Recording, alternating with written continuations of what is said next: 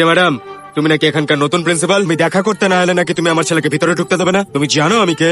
এখানকার এমএলএ। আমার ছেলে স্কুলে পড়ে, তার কারণ ও স্বাধীনভাবে বাঁচতে চায়। ও হলো নিজের মর্জির মালিক, আমি ওর উপর কিচ্ছু চাপিয়ে দিই না। তাহলে তুমি কে প্রশ্ন করা? স্বাধীনতার কখনো অপব্যবহার করতে নেই, স্বাধীনতাকে মর্যাদা দিতে হয়। কি বললে ঠিক বুঝতে পারলাম না। আপনার ছেলের কোনো দোষ নেই, যার বাবাই অশিক্ষিত সে আর কি করবে।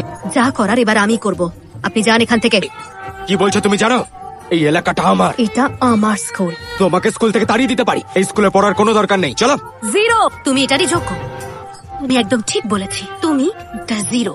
বাবার নামে সাহায্য ছাড়া জীবনে কখনো কিছু করেছো? কখনো ভালো রেজাল্ট করেছো? কোনো প্রতিযোগিতায় কখনো পুরস্কার জিতেছো? নিজের বাবার ছায়া থেকে বেরিয়ে যেদিন কিছু করবে সেদিন হিরো হতে পারবে, না হলে জিরোই থাকবে। সাহস থাকলে নিজেকে প্রমাণ করে দেখাও। যেদিন প্রমাণ করতে পারবে তোমার নিজেরই গর্ব হবে। আর যদি কিছু করতে না পারো তাহলে এক্ষুনি বেরিয়ে যাও। এই